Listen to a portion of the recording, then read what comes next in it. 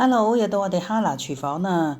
你哋中唔中意食三文魚嘅呢？其實我都好中意食三文魚喎，但係呢，我又唔想成日都係焗或者係食生或者係煎啦，所以我今次呢就用咗蒸嘅方法。如果大家都想知道點樣做法呢，記住睇到最尾啦。其實蒸呢都好好味㗎。喺開始之前呢，記得同我哋訂閱呢個頻道，同埋撳埋個鐘仔喎。咁我哋以後有新片嘅呢，就會馬上通知到你㗎啦。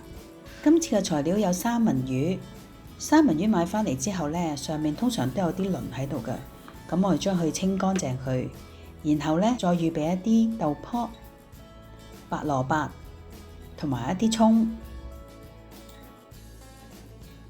預備一啲櫻花蝦添，一陣要嚟最尾放㗎。然後我哋三文魚洗乾淨呢，再用廚房紙將佢印乾，跟住呢將佢切厚片，大約2cm 到啦，斜斜地咁樣切片。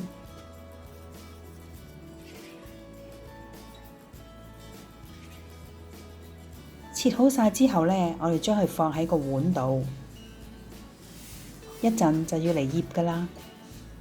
跟住我哋就嚟整一個調味嘅醬，首先用日本嘅麵豉醬。再加味淋，然後加啲清酒落去，再加入一啲醬油，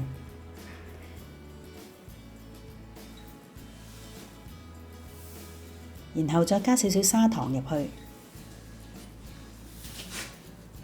跟住就將佢撈勻啲麵豉醬，等啲麵豉醬鬆開，攪勻晒之後呢，我哋就將佢醃落去頭先嘅三文魚嗰度，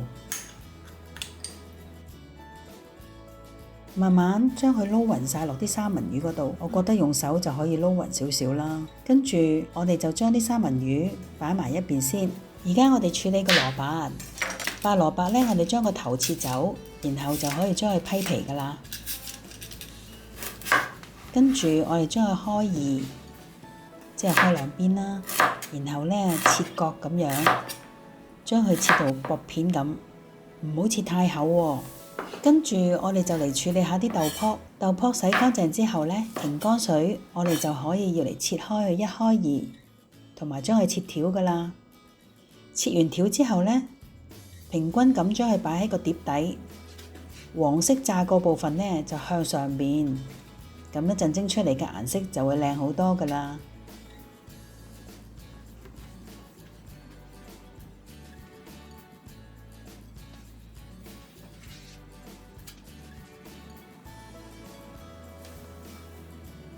葱呢，我哋將葱頭切走佢，跟住呢，我哋葱白嘅地方同埋葱嘅青色嘅部分將佢分開，兩邊都係將佢切花。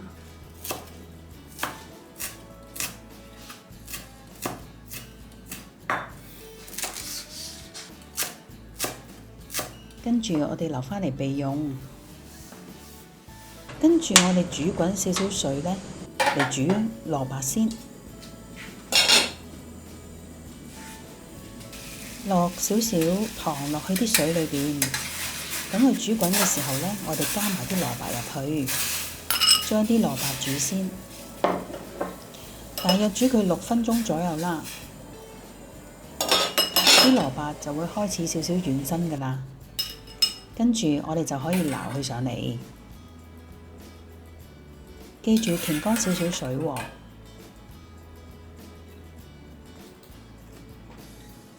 蘿蔔攤凍咗少少之後呢，就可以將佢擺喺啲豆腐卜上面㗎喇。點解叫你哋唔好切咁厚呢？就係因為蘿蔔如果薄身啲，我哋就可以容易軟身。咁我哋一陣蒸嘅時候就唔使用咁耐嘅時間。蘿蔔擺喺豆腐面呢，亦都係一陣如果出汁嘅時候，就可以俾啲豆腐卜吸收埋。咁個豆腐卜吸收咗魚同埋蘿蔔嘅味道呢，就更加清香同埋更加甜㗎喇。好啦，我哋排完之後呢，亦都可以將三文魚鋪喺面上邊。你鍾意點排都得，排到佢靚靚地。而家嘅三文魚呢，已經隔咗一段時間，咁佢就會好入味㗎喇。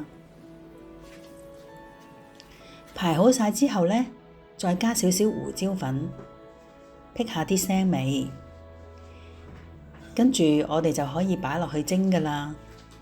水滾之後，我哋就放入去蒸，大約蒸去6分鐘就可以㗎喇。